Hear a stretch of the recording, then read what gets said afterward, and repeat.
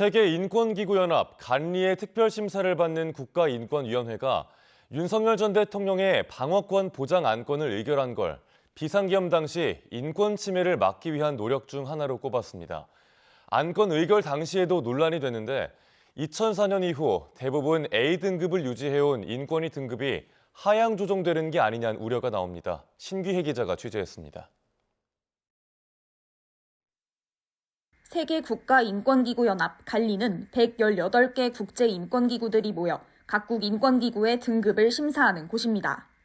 우리 인권위는 2004년 이래로 대부분 기간 A등급을 유지해왔는데 지난해 10월 시민단체에서 특별심사를 요청하면서 지난 3월 심사가 개시됐습니다. 간리 내부의 승인소위원회는 각 인권기구의 독립성과 다양성을 해칠 만한 상황이 발생하면 특별심사를 개시할 수 있는데 그만큼 최근 인권위 상황이 우려스럽다고 본 겁니다. 간리는 특별심사를 위해 우리 인권위의 비상계엄 사태 당시 대응과 다양성을 보장하기 위해 했던 노력 등을 질문했습니다.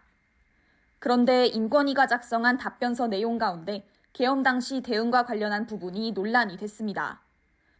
윤석열 전 대통령 헌법재판소 탄핵심판 당시 방어권을 보장해줄 필요가 있다는 안건을 의결한 것을 계엄 선포로 인한 인권 침해를 막기 위한 대책 가운데 하나로 꼽은 겁니다.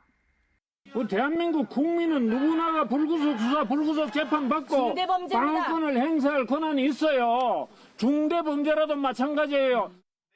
이 안건은 의결 당시에도 내란 혐의를 받는 권력자의 인권을 옹호하는 거라는 비판을 받았습니다.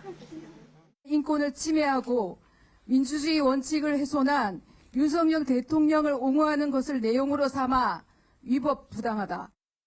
이번에도 지적이 잇따랐지만 결국 인권위는 이 같은 조치를 답변서에 포함해 의결했고 그대로 간리 측에 발송했습니다.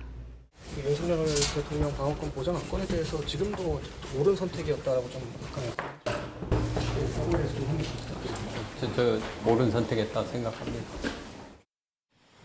간리의 특별심사는 오는 10월에 있을 예정인데 만약 A등급 유지에 실패하면 인권위는 국제기구 회의 참석 등 활동에 제약을 받게 됩니다.